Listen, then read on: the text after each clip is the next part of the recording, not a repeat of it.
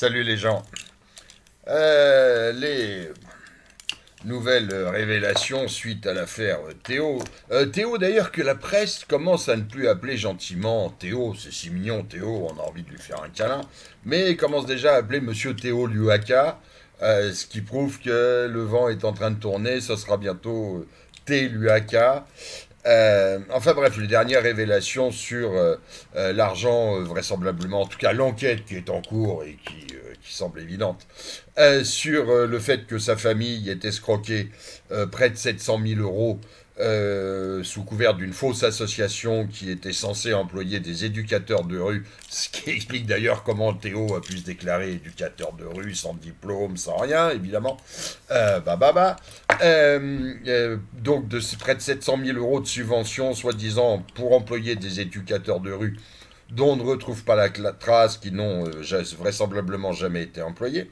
Bon alors, cette histoire, en dehors du fait évidemment que ça fait rire tous ceux qui, comme moi, pensent depuis le début de cette histoire que Théo est un petit salopard menteur, et que sa famille qui ose faire en plus une cagnotte pour réclamer des sous sur ce qu'il faut bien appeler le cucu de Théo, hein, c'est la cagnotte sur le cucu à Théo.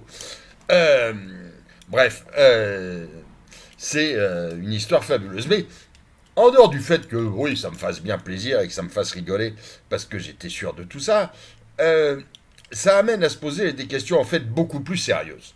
Beaucoup plus sérieuses sur le fonctionnement de la politique et de notre monde. Donc, il est quasiment démontré, que la famille Luaka a pompé à peu près 700 000 euros de subventions publiques pour soi-disant payer des éducateurs de rue chargés de ramener la paix sociale à Aulnay-sous-Bois. Évidemment, il y a eu autant d'éducateurs de rue que de beurre dans le cul de Théo, et Dieu sait qu'on a cherché pour en trouver, donc cet argent, il a bien été payé. Le problème, c'est que cet argent, il a été payé par des décideurs. Et on a bien là la preuve que l'État, les communautés locales, les mairies injectent allègrement de l'argent pour les grands frères dans les cités afin d'obtenir une espèce de paix sociale. Alors on injecte cet argent, comme on le voit là, sous couvert d'associations bidons. Et voilà comment une seule association, dans une seule ville, à Aulnay-sous-Bois, réussit à griffer 700 000 euros à l'État. 700 000 euros. On est dans le gros business, là, les cocos. 700 000 euros. Alors, on se pose une autre question, mais alors cet argent, on en fait quoi? Si c'est pas vraiment pour payer des travailleurs sociaux, on en fait quoi de cet argent? Est-ce qu'on pourrait pas craindre de subventionner un petit peu le marché de la drogue ou le marché des armes avec le bon argent de nos impôts?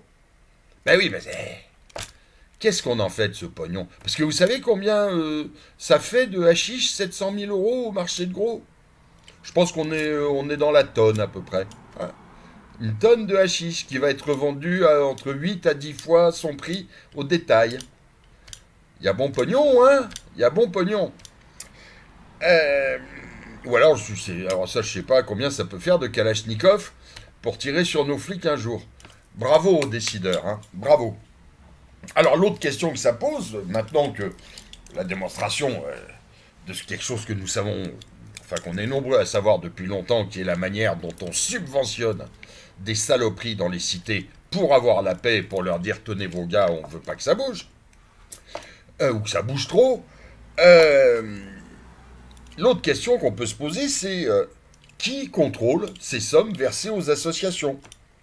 Comment se fait-il que ça soit finalement une enquête de l'URSSAF qui dise mais tiens, on n'a pas touché les sous des charges sociales sur ces emplois, qu'est-ce que c'est que ça? Et que ça soit une enquête de l'URSSAF qui fasse découvrir le poteau rose.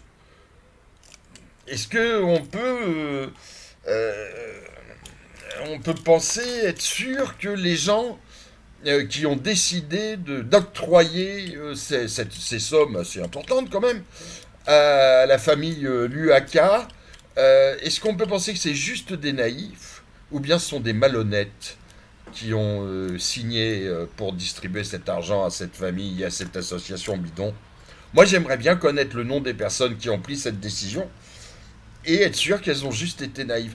D'autant plus quand on se rend compte que le tonton de la belle famille Luaka n'est autre que Thomas Luaka Losenjola, ou Losenrola, je ne sais pas comment on prononce, ancien vice-premier ministre du Congo-Kinshasa, et toujours, il est maintenant ministre des Postes et des Télécommunications au Congo-Kinshasa. Petit dent, je sais, j'ai l'esprit tordu, hein, mais est-ce qu'on ne pourrait pas craindre que l'argent de cette association ait servi à acheter un ministre étranger? Ah ouais, je sais, j'ai une mentalité de merde pour supposer des choses. Enfin bon, la question reste posée, hein, mais c'est les délires de Baddaf, c'est évident. Voilà. C'est magnifique tout ça, c'est très joli, cette histoire est merveilleuse. À mon avis, le Théo, il aurait mieux fait de fermer sa grande gueule. Qu'est-ce que je voulais vous raconter d'autre? Ah bah oui, alors, dernière chose quand même, toujours à propos de cette histoire. Donc on se rend compte maintenant, c'est extraordinaire ça j'adore. Ce pauvre Flambille, il aura été ridicule du début à la fin de son mandat. Vous vous rendez compte que ce mec, il a réussi à aller voir à l'hôpital, le pauvre petit Théo, sans savoir que la famille du gars qu'il allait voir était sous le coup d'une enquête du parquet de Bobigny, je crois. Oui, c'est le parquet de Bobigny. Depuis juin 2016. Et le pauvre Flanflan, il n'y a personne qui le met au courant. On lui dit rien, lui, bah ouais, il est le président de la République. Alors il n'y a pas un mec à la chancellerie qui a eu l'idée de lui dire, monsieur le président, là c'est pas trop bon la famille que vous allez aller voir, on les a un peu dans le collimateur, faudrait éviter.